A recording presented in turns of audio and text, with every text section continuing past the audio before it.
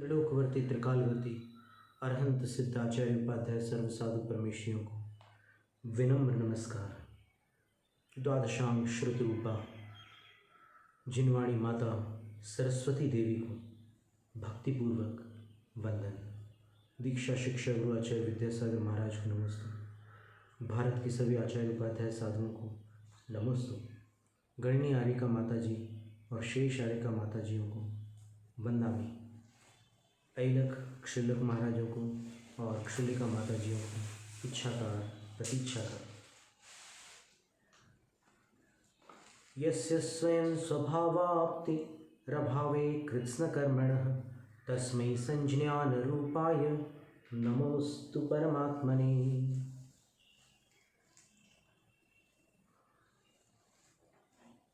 स्वाध्याय में अपन 18 काव्यों तक पहुंच चुके थे। तो एक बार अपन इन 18 काव्यों में अपन ने क्या क्या प्राप्त किया उस पर दृष्टिपात कर रहे थे। तो जब ज्ञान मोह से ढक जाता है तब वास्तविकता समक्ष होते हुए भी दृष्टिगोचर नहीं होती। सच्चाई अपनी आँखों के सामने होते हुए भी समझ में नहीं आती। और सच्चाई न समझने के कारण क्या स्थिति होती है, तो आचार्य कहते हैं कि ये शरीर जिसमें जीव आयु पर्यंत निवास करता है, इस निवास को और निवासी को, देह और देही को मोह के आवरण के कारण वो एक मान बैठता है। और जब देह और देही को एक मान लेता है तो देह से संबंधित जितने भी रिश्ते नाते हैं उनको भी ये अपने मान लेता है। और जितने जड़ पदार्थ, जितना वैभव ठाट बाट है, उन सब के प्रति भी इसको प्रीति हो जाती है, ममता हो जाती है, ममत्व हो जाता है। तो ये घर मेरा है, ये धन मेरा है, ये स्त्रियां मेरी है, ये पुत्र मेरे हैं, ये मित्र मेरे हैं, और ये मेरे शत्रु भी हैं जो मेरे प्रतिकूल हैं, मुझे हानि पहुंचाना चाहते हैं। इस तरह एक जगत को वो दो भागों में बांट लेता है, अपने पराये। ये मोह का आवरण है जिसने ज्ञान को ढांक रखा है, और उसके कारण ये जीव इस प्रकार विभाजन करके अपनी कल्पना की दुनिया में जीता है और जीवन भर जो नापसंद है उसको दूर करता रहता है, जो पसंद है उसको पास लाता रहता है। इष्ट को जुटाना, अनिष्ट को हटाना, बस इसी में पूरा जीवन निकल जाता है। आचार्य पूज्यपाद स्वामी कहते हैं कि हे भव्य प्राणी, ये शरीर का समागम और शरीर से संबंध रखने वाले तेरे इष्ट जनों का समागम कुछ भी तेरा नहीं है। कुछ तेरा न मेरा, चिड़िया रैन बसेरा।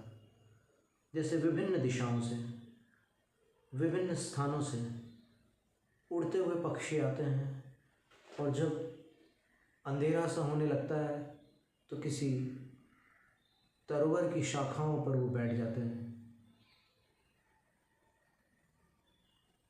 बस रात्रि विश्राम के बाद पुनः अपनी अपनी दिशाओं में और अपने अपने स्थानों पर वो प्रस्थान कर जाते हैं। कुटुंबी जनों का ये मेला कर्म संयोग से इस जीव को प्राप्त होता है, लेकिन अपनी अवधि पूर्ण करके सब अपने अपने कर्मानुसार अपनी अपनी गतियों में प्रस्थान कर जाते हैं। इसलिए एक यात्रा है ये, अधिक प्रीति दुखदाई होती है। ठीक है, जब तक मिले हुए हैं तब तक एक दूसरे की भलाई कर ली, जब जाने का समय हो गया तो विदा ले ली। इसी का नाम तो जगत है, इसी का नाम तो संसार है। फिर आचार्य कहते हैं कि जिन दुश्मनों से तुम दुश्मनी भंजा रहे हो, तुम बार बार बदला लेते रहते हो, बार बार उनका अहित करते रहते हो, वो तुम्हारा अहित करते रहते हैं। ये हिसाब किताब आज का नहीं है और इस जीवन तक सीमित नहीं है। तुम्हारे कई दुश्मन कई जन्मों के दुश्मन हैं और तुम्हारी ये दुश्मनी कई जन्मों तक आगे जा सकती है। तुम एक बात सोच लो कि तुमने अगर किसी को पीड़ा पहुंचाई है, तो आज यदि तुम्हें कोई पीड़ा पहुंचा रहा है तो विचार करो। जिसने किसी को पीड़ा नहीं पहुंचाई उसको कोई पीड़ा नहीं पहुंचाता। ये कहानी केवल इस जीवन की नहीं है, ये अनादि यात्रा है, अनादि से चल रही यात्रा है। और भविष्य का कुछ पता नहीं है। अपन जितनी भ्रांति में रहेंगे और जितना राग द्वेष करेंगे, उतना ही ये संसार अर्थात अपना चारों गतियों का भ्रमण चलता रहेगा। कोई अपने भ्रमण को नहीं रोक सकता। अपने भ्रमण को रोकने के लिए अपने को सर्वज्ञ की वाणी का सहारा लेकर सत्य की पहचान करनी होगी, क्योंकि सत्य को पहचानने वाले केवल सर्वज्ञ भगवान हैं। उनके वचनों से गुरु ने भी कुछ जाना, गुरु भी सर्वज्ञत्व के मार्ग पर चल पड़े और वही जिनवाणी जिसको अपन माता कहते हैं, जिसको सरस्वती कहते हैं,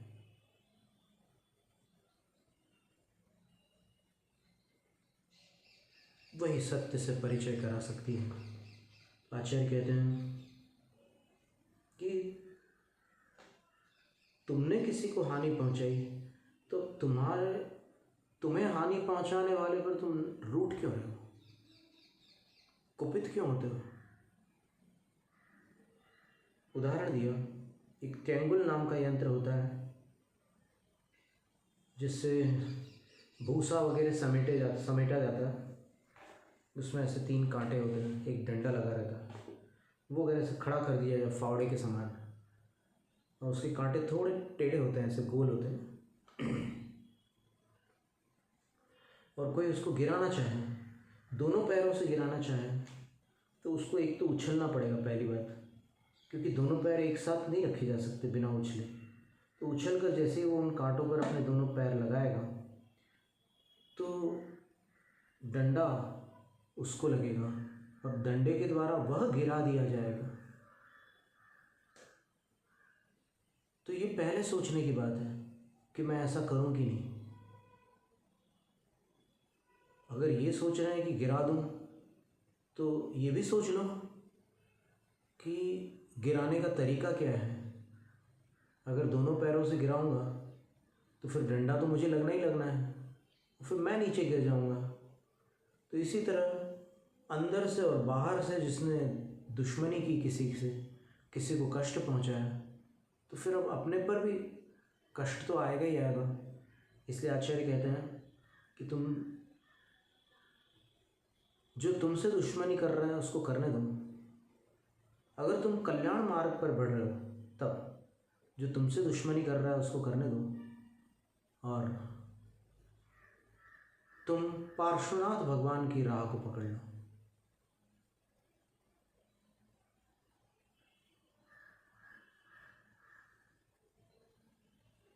एक दिन तुम्हारी जीत होगी। और यदि तुमने राग द्वेष नहीं छोड़े तो फिर ये दोनों एक रस्सी के समान है। जैसे गांव में मक्खन निकाला जाता है, एक बड़ा घड़ा होता है, उसके अंदर एक मथानी होती है, उसमें रस्सियाँ लिपटी होती है, दोनों तरफ से ऐसे खींचते हैं और मथानी अंदर घूमती है और जो अंदर दही छाछ है उसमें से मक्खन निकल करके बाहर आता है और उसको एकत्रित कर लिया जाता है। ये संसार समुद्र में वैसा ही है। इसमें अपने अज्ञान के कारण यह जीव मथानी बन करके घूम रहा है और रस्सियां जो है वो राग और द्वेष की रस्सियां हैं। गांव की मथानी से मक्खन निकलता है और वो उस घड़े में घूमती है, लेकिन जीव रूपी मथानी जो संसार समुद्र में घूम रही है, यहाँ कुछ भी नहीं निकलता, लेश मात्र भी सुख नहीं होता। वो केवल सुखाभास होता है जिसको संसारी प्राणी सुख मानता है।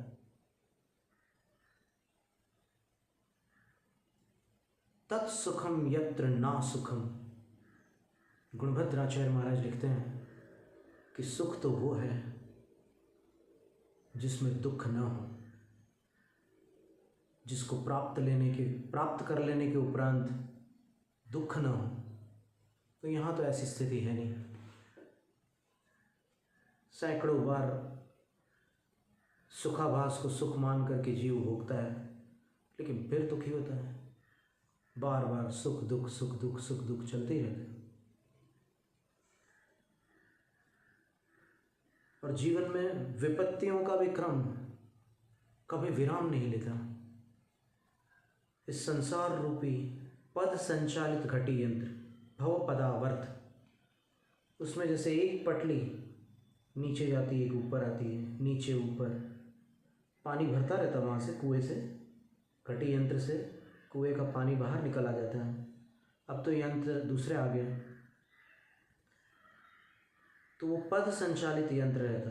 तो जब तक एक विपत्ति दूर होती है, उस पटली के समान पूरी एक कतार खड़ी होती है, एक के बाद दूसरी, दूसरी के बाद तीसरी, तीसरी के बाद चौथी, ये क्रम चलता ही रहता है। फिर कोई सोचता है कि ठीक है, उनके जीवन में ये संकट है जिनकी आर्थिक स्थिति दुर्बल है, लेकिन जो आर्थिक रूप से संपन्न है वो तो हर संकट को पार कर लेते हैं, वो तो बड़े सुखी होते हैं। तो आचार्य उत्तर देते हैं कि धन का अर्जन कठिनाई से होता है, धन सुरक्षित भी नहीं रहता, और यदि सुरक्षा भी कर लूँ तो एक न एक दिन नष्ट हो जाता है। तो ऐसे धन से जो अपने आप को सुखी मान रहा है अथवा किसी दूसरे धनिक को सुखी मान रहा है, उसकी दशा ठीक उस रोगी के समान है जो शीतल ज्वर से ग्रसित है और घी से अपने आप को स्वस्थ समझ रहा है। क्योंकि घी से उसकी पाचन शक्ति नहीं है कि घी को पचा सके, लेकिन वो सोच रहा है कि मैं बुखार में कमज़ोर हो गया, अब घी खा करके ताकतवर बन जाऊं, अथवा घी ऊपर शरीर पर लगा करके मुझे राहत मिल जाए। शीत ज्वर में घी नहीं लगाया जाता, तो वो ऐसी दशा होती है। पर जिसके पास धन है वो दूसरे धनिकों को देख करके विचार करता है कि देखो उसके पीछे कुछ दुश्मन लोग लगे हुए हैं, उसके यहाँ रेड पड़ने वाली है, इनकम टैक्स का भी उसको खतरा है, सेल्स टैक्स का भी खतरा है, और भी बहुत सारी आफतें हैं। ये सारी चीज़ें उसको दिखती है दूसरे के जीवन में, लेकिन अपने ऊपर कौन सी विपत्ति आने वाली है ये उसको दिखती नहीं, ये उसको दिखाई नहीं देता। उदाहरण दिया कि जंगल में आग लगती है, एक पेड़ पर कोई चढ़ जाता है, वो सबको जलते हुए देखता है, लेकिन अपनी अज्ञानता के कारण ये भूल जाता है कि अग्नि की कुछ लपटें उस पेड़ की ओर भी आ रही है और वह भी उस अग्नि में भस्मसात हो जाने वाला है। ये उसको दिखाई नहीं देता, दूसरों के संकट को देखता रहता है। फिर आचार्य कहते हैं कि जो ब्याज पर कोई किसी को कर्ज देते हैं, कोई रकम देते हैं, तो वो समय को जल्दी जल्दी गुजारना चाहते हैं, क्योंकि जब समयावधि पूर्ण होगी तो फिर वहाँ से ब्याज बढ़ता जाएगा। आचार्य कहते हैं कि समय का व्यतीत होना ब्याज बढ़ाने के साथ साथ आयु को घटाता भी है, लेकिन वो आयु को घटाता है इस बात को भूलकर धन के लोभवश ब्याज की वृद्धि को मुनाफा मानता है, अपना लाभ मानता है। तो आचार्य कहते हैं कि ऐसा करने वाले जो धनीजन हैं उनको अपने जीवन से अधिक धन से प्रीति है, क्योंकि धन तो आ रहा है लेकिन जीवन तो जा रहा है, तो जीवन से अधिक उनको धन प्रिय है। और फिर आचार्य कहते हैं कि कोई प्रश्न कर रहा है कि यदि कोई निर्धन मनुष्य धनवान बनकर दान पुण्य कर ले तो क्या बुराई है। तो आचार्य उत्तर देते हैं कि धनार्जन करने पर जो संकल्प विकल्प होते हैं और जो उठापटक होती है, क्योंकि धनार्जन करने के लिए बहुत से उपक्रम करने पड़ते हैं, तो उसमें कर्म का बंध होता है। ऐसा नहीं है कि आप कुछ करो और कर्म बंध ना हो, और वो चिंता के कारण, लोभ के कारण, तृष्णा के कारण कोई पुण्य संचय तो नहीं होता। और ये जो प्रश्न है कि कोई निर्धन अगर धनवान बनकर दान पुण्य करे तो क्या हानि है, क्या बुराई है, तो उसका समाधान ये है कि कीचड़ लगाकर नहाने के समान स्थिति है। नहाना है ये तो ठीक है, लेकिन कीचड़ लगा रहा हो, दान पुण्य करेगा तो स्नान हो जाएगा और कमाएगा तो फिर वहाँ पर कीचड़ तो लगेगा। शुद्धैर्धनैर्विवर्धन्ते सतामपि न संपदः न हि स्वच्छाम्बुभिः पूर्णाः कदाचिदपि सिन्धवः। आचार्य गुणभद्र स्वामी ने आत्मानुशासन में लिखा है कि शुद्ध धन से सत्पुरुषों के खजाने भी नहीं भरते, क्योंकि जब भी नदी में बाढ़ आती है वो कभी स्वच्छ पानी से नहीं आती, पानी मटमैला होता है।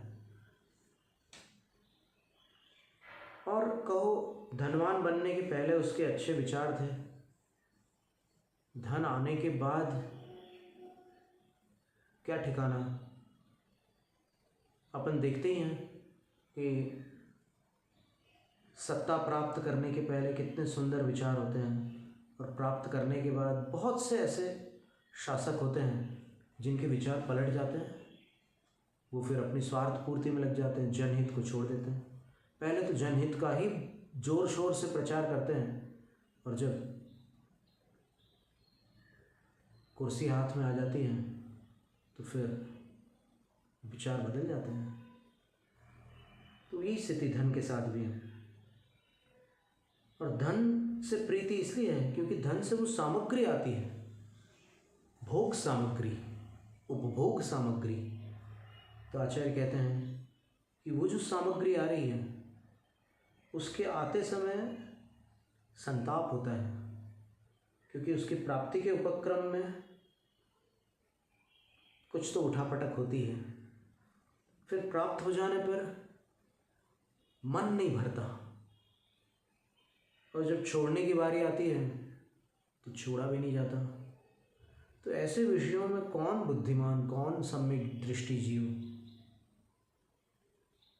स्वच्छंद होकर, और कौन मोक्ष मार्गी जीव स्वच्छंद होकर इन विषयों में डूबेगा, इन सांसारिक सुखों में आसक्त होगा?